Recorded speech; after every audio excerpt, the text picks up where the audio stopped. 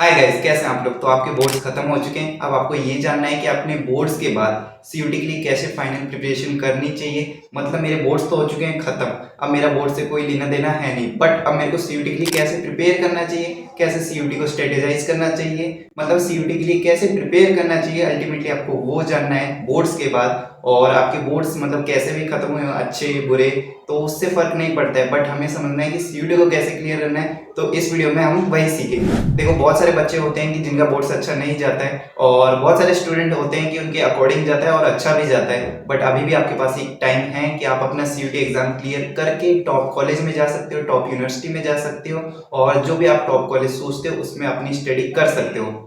अब देखो, आपने अपना बोर्ड्स बर्बाद किया तो एक बात हो गई, ठीक है चलो, बट अब आपको ये सोचना है कि अब क्या किया जा सकता है। अगर आप अभी भी सीरियसली स्टडी करेंगे सीयूटी को और अच्छा स्कोर करेंगे तो आपको टॉप कॉलेज भी मिलेगा, टॉप यूनिवर्सिटी भी मिलेगी। तो आपको बस करना क्या है, अपना बस माइंडसेट चेंज करना है और सीरियसली अपनी स्टडी की तरफ आगे बढ़ते जाना है। देखो, आपने बोर्ड्स वेस्ट किया, चलो हम मान लेते हैं कि आपने बोर्ड्स वेस्ट किया, बट आपके पास अभी भी एक चांस है कि आप अपने टॉप कॉलेज में जा सकते हो, टॉप यूनिवर्सिटी में जा सकते हो। बस आपको करना क्या है, अपने इस टाइम पीरियड के लिए सीरियसली अपने एग्जाम के लिए पढ़ते जाना है, और ये नहीं सोचना है कि मतलब बोर्ड्स वेस्ट कर दिया, अब वो चीज हो चुकी है, अब आप उस पर भी टाइम वेस्ट करोगे तो अल्टीमेटली आपका टाइम और वेस्ट होगा। तो आपको करना क्या है, बस अपना माइंडसेट चेंज करना है। अब आगे क्या किया जा सकता है, अपना कैसे प्लान बनाया जा सकता है और कैसे सीयूटी में अच्छा स्कोर किया जा सकता है। अगर इस माइंडसेट के साथ रहोगे कि मेरा बोर्ड्स वेस्ट हो गया, अब सीयूटी एग्जाम क्लियर होगा कि नहीं होगा, भाई बंदे लास्ट महीने या 2 महीने से भी पढ़ते हैं तो उनका एग्जाम क्लियर होता है, जरूरी नहीं है उनकी टॉप परसेंटेज हो। तो आपको अच्छे से प्लानिंग के साथ पढ़ना है और फिर अपना एग्जाम भी क्लियर करना है और अपने कॉलेज यूनिवर्सिटी में भी एडमिशन लेना है। आपको करना इतना है, बस अभी भी आप टाइम के साथ प्लानिंग के साथ अच्छे से स्टडी करेंगे, अपने सिलेबस को कंप्लीट करेंगे और चीजों को कनेक्ट करेंगे तो आपका टॉप कॉलेज और टॉप यूनिवर्सिटी में भी आपका एडमिशन, अभी भी आपके पास वो चांस है जो आप सोचते हो कि मतलब मेरे को इस कॉलेज में जाना है, तो वो भी अभी भी कंप्लीट हो सकता है।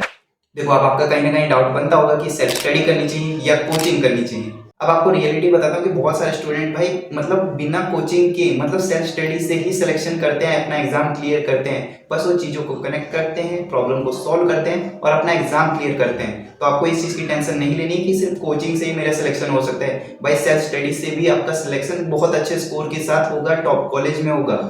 और देखो यार, YouTube बेस्ट है इस चीज के लिए, पढ़ने के लिए। मतलब YouTube पे सही जगह से पढ़ोगे, सही चैनल से पढ़ोगे अपने सब्जेक्ट के अकॉर्डिंग, तो आपका एग्जाम भी क्लियर होगा, आपके अच्छे नंबर भी आएंगे और आपको अपना कॉलेज भी मिलेगा।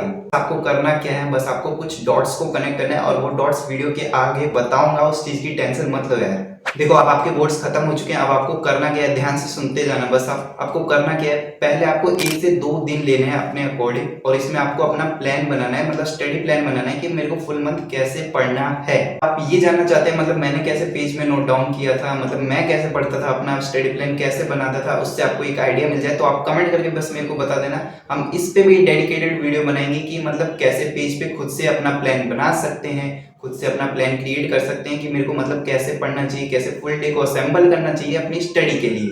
देखो, इस चीज से इतना अच्छा ओवरव्यू मिलेगा कि मेरे को दिन में क्या पढ़ना है, कैसे पढ़ना है और कौन से सब्जेक्ट को कब पढ़ना है, क्या पोर्शन पढ़ना है, क्या टेस्ट देना है, क्या एमसीक्यू क्लियर करने हैं, क्या पीवाईक्यूज लगाने हैं। तो मतलब आपको पूरा ओवरव्यू रहेगा। और वो मतलब होता है कि बिना ब्लूप्रिंट के बिल्डिंग नहीं बन सकती, वैसे ही बिना प्लानिंग के अगर आप मतलब तीर चलाने जाओगे थोड़ी बहुत आपको मुसीबत आ सकती है। इससे बढ़िया है 1-2 दिन फुल लो, कोई हड़बड़ी मत करो, 1-2 पेज पे अपना पूरा सिलेबस मतलब पूरा स्ट्रेटेजाइज करो, अपनी प्लानिंग को मतलब 1-2 पेज को पूरा अच्छे से कवर करो कि उसमें आपका पूरा मंथ का आपका डेटा बन जाए और आपको ये पता रहे कि मेरे को कैसे पढ़ना है, कब पढ़ना है, कितना पढ़ना है। इस चीज में कोई भी हड़बड़ी मत करना, आराम से 1-2 दिन लेना और उस पे अपना पूरे मंथ का प्लानिंग अपने अकॉर्डिंग बनाना है कि मैं इस चीज को फॉलो कर सकता हूँ। ऐसा हेक्टिक मत बना देना कि मतलब लगातार 3-4 घंटे पढ़ते ही जा रहा हूँ, जो कि आपकी कैपेसिटी है ही नहीं। तो रियलिस्टिक बनाना, अपने अकॉर्डिंग बनाना, जो कि आपको ही पता रहेगा कि मेरे को कैसा कितना मैं कितना कवर कर सकता हूँ बेसिकली।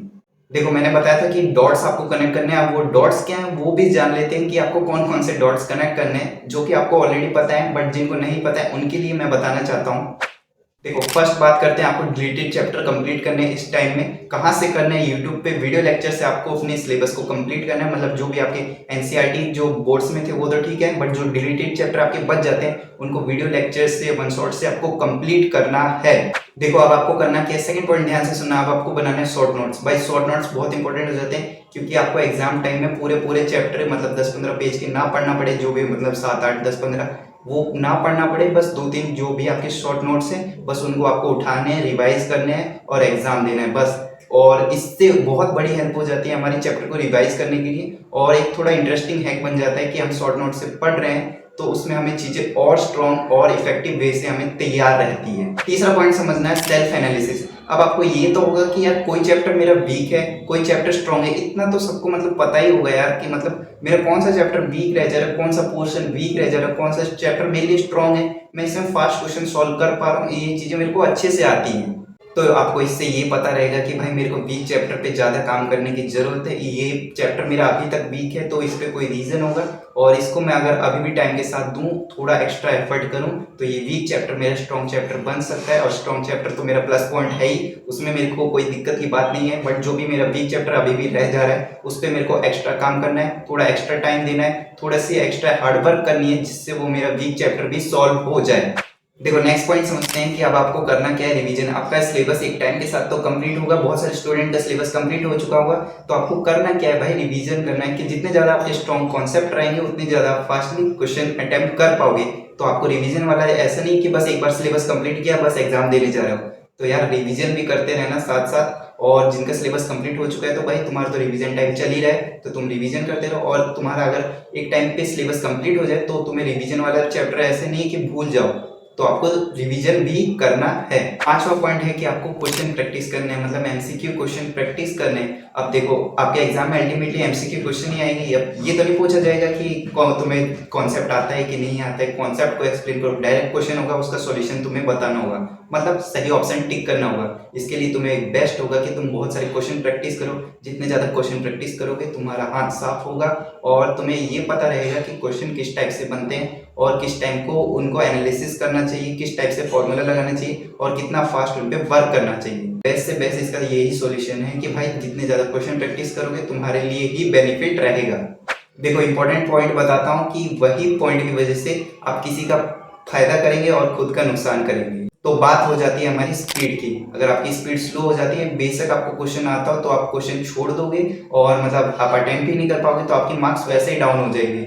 मैं मानता हूँ कि हमें क्वेश्चन आते हैं, भाई बहुतों के साथ ऐसा होता होगा कि उसको क्वेश्चन आते हैं बट वो किसी क्वेश्चन में ज़्यादा टाइम लगा देता है तो बाकी क्वेश्चन अटेम्प्ट ही नहीं कर पाता है। तो उसके साथ होता क्या है कि वो सारे क्वेश्चन तो अटेम्प्ट नहीं कर पाता है और कुछ मार्क्स वैसे ही डाउन हो जाते हैं। तो आपको करना क्या है भाई, ये वाला पॉइंट सबसे इंपॉर्टेंट हो जाता है कि स्पीड की वजह से आप क्वेश्चन छोड़ के आ रहे हो, कि मतलब आपकी नेचुरली स्पीड स्लो हो जाती है। तो वो मानता हूँ कि बहुत सारे बच्चों की स्पीड स्लो होती है, क्योंकि मतलब वो नेचुरल चीज़ है कि एक चीज़ तुम्हारी स्लो है बट उस चीज़ को तुम्हें मतलब वर्क करना है, उस चीज़ को फास्ट करना है। अल्टीमेटली तुम टाइम के साथ अगर क्वेश्चन को अटेम्प्ट करोगे तो तुम्हारे मार्क्स भी सही आएंगे, क्योंकि तुम्हें क्वेश्चन तो आता है बट तुम्हारी नेचुरली स्पीड स्लो थी, इसकी वजह से तुम अटक गए और तुम्हारे मार्क्स डाउन हो गए। और किसी की स्पीड सही थी तो उसने सारे अटेम्प्ट कर लिए, तो वही एक दिन का गेम चेंज हो जाता है कि उस दिन अगर स्लो हो गए तो तुम्हें क्वेश्चन आता था, तुमने इतनी मेहनत की बट स्पीड की वजह से तुम रह गए और तुम्हारे मार्क्स डाउन हो गए। तो ये वाली बात मिस मत करना। मैं बार बार बताता हूँ कि स्पीड वाले चीज़ पे अपना काम करना।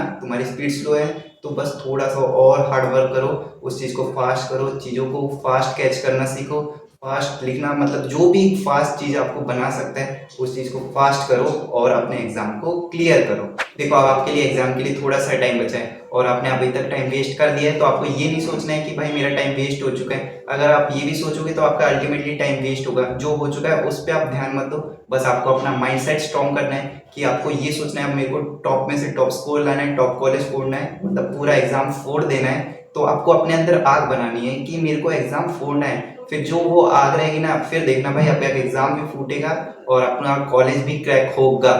देखो जो भी इंपॉर्टेंट एग्जाम से बात होगी वो चैनल पे आती रहेगी, तो इस चीज की टेंशन मत लो। और आपका कोई भी डाउट बन जाता है तो कमेंट बॉक्स में पूछ सकते हो, शर्माए मत करो। मिलते हैं आपसे अगली वीडियो में, तब तक के लिए good bye and take care.